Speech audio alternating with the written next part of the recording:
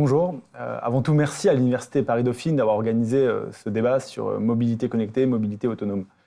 Chez Uber, la mobilité connectée, c'est dans notre ADN. Parce que Uber, c'est une boîte qui a 6-7 ans, qui s'est créée avec le digital, et donc s'est créée grâce au fait d'être connecté, grâce au smartphone, cet outil qu'on a tous dans la poche, qui permet aujourd'hui en un clic d'appeler une voiture et de se déplacer.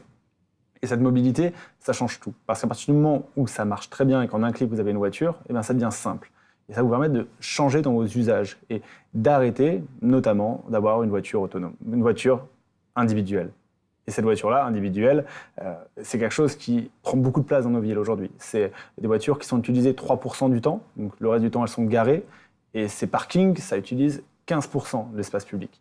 15% de l'espace public, c'est énorme. Imaginez si toutes les voitures dans la rue, on pouvait les remplacer par des terrasses de café ou par des pelouses, on vivrait tous beaucoup mieux.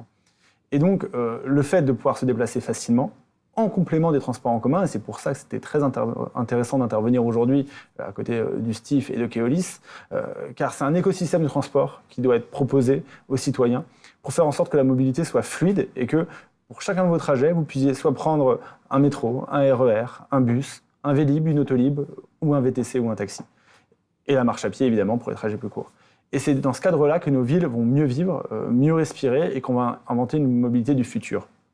On était aussi là pour parler de la mobilité du futur, avec cette mobilité autonome. Les voitures autonomes vont arriver pour notre plus grand bien, parce que ces véhicules autonomes vont créer beaucoup moins d'accidents, vont permettre de limiter la congestion dans nos villes, et avec ou sans Uber, ce sera une réalité. Ça va maintenant dépendre de nos pouvoirs publics qui vont décider eux-mêmes dans quelle ville ils veulent attirer ces voitures autonomes, quelles réglementations ils vont mettre autour et qu'est-ce qu'on va en faire.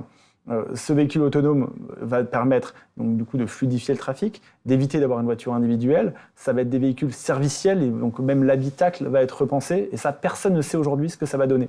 Il y a toute une chaîne de valeur dans le véhicule autonome qu'on ne connaît pas encore. Qui va financer les véhicules autonomes, qui va les construire, qui va les exploiter, qui va les maintenir, quels services vont être rendus à l'intérieur, quels seront les logiciels utilisés. Tout ça va être inventé dans les années qui viennent.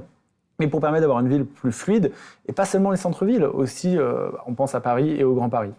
Et quand on parle de mobilité autonome, chez Uber, on a envie d'aller encore plus loin, parce que c'est vous que nous écoutons, vous, les consommateurs, les passagers, les citoyens, quelles sont vos envies, vos besoins. Et du coup, on lance un nouveau projet sur lequel on commence à travailler, qui est une sorte de drone qui soit donc volant, qui soit électrique et qui soit autonome, qui puisse transporter peut-être 1 ou 2 passagers pour faire du point à point en ville de manière très efficace. Imaginez à New York traverser Manhattan en quelques minutes en passant d'un gratte-ciel à un autre.